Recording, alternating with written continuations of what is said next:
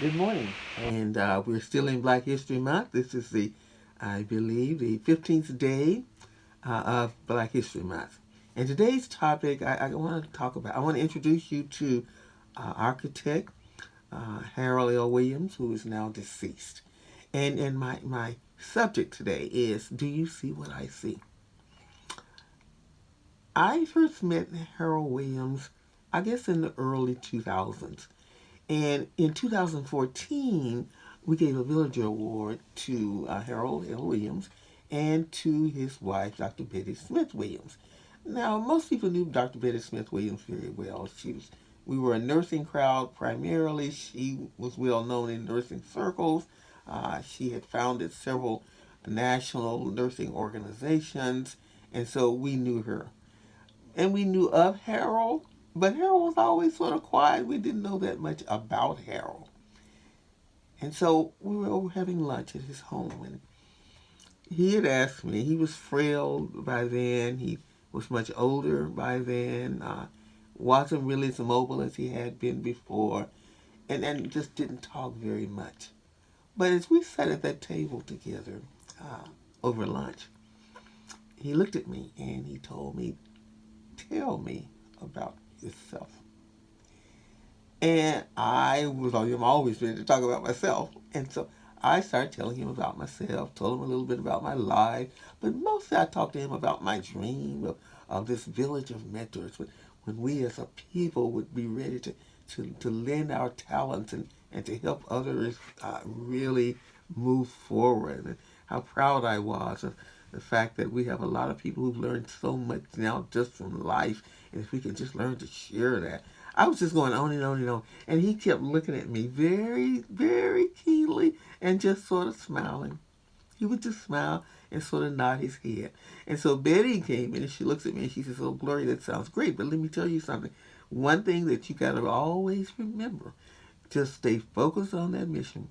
Stay focused on your mission," she says, "because people will come along, and especially if it looks like something that looks like it's sort of moving forward, you'll find people are going to try to sort of divert your attention, sort of move you in another direction.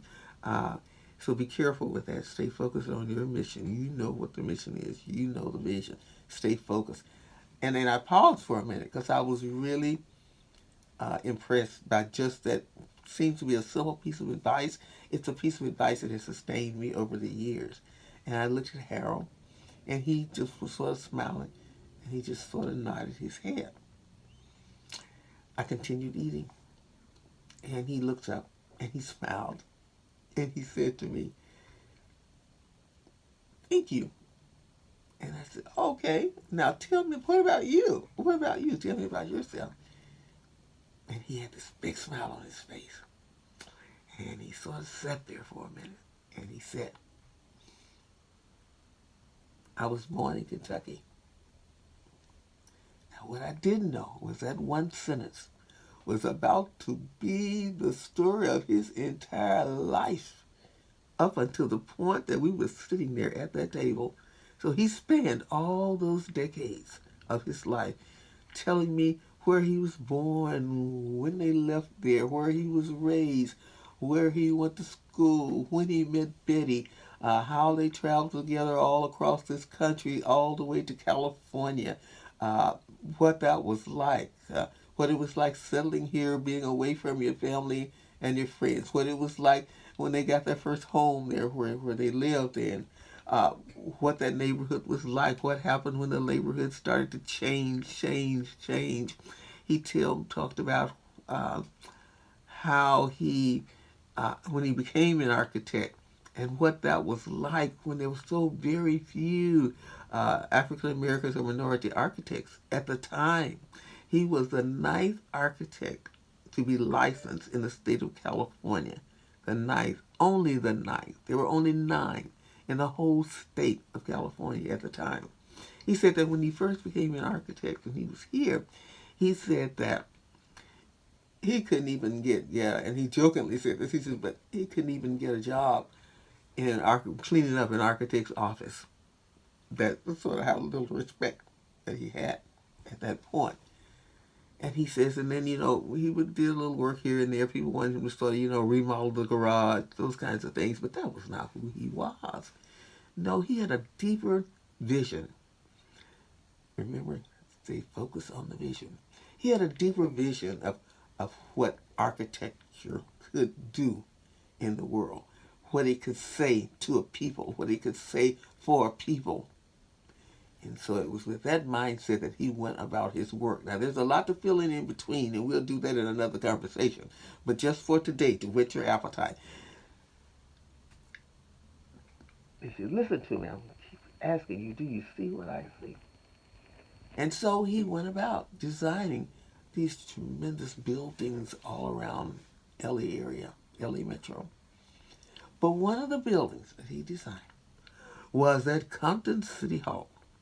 And every time I drive past that Compton City Hall now, I think of Harold Williams.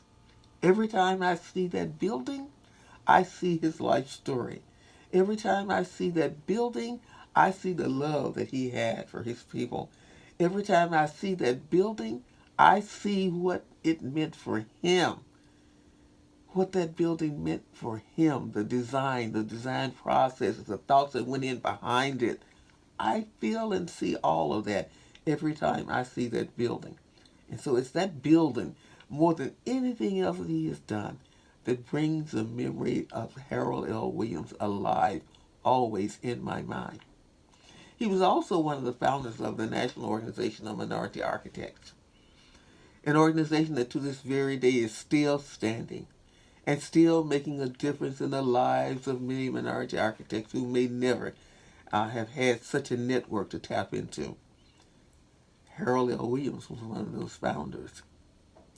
And so as I was watching the football halftime show, and I watched that set on the field out there, and there it was, that Compton City Hall building, right there on the set. It was one of the iconic buildings that was modeled there on that football field.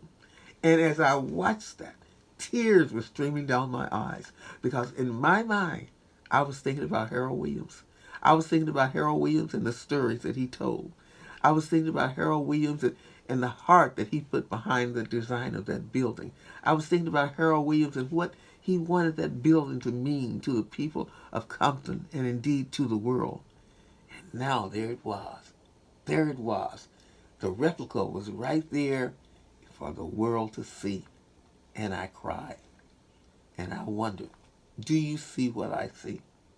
And if you don't, I want you to read the story of Harold L. Williams and learn more about him. Learn about his journey. And I'll be sharing more with you about that journey as well. Do you see what I see?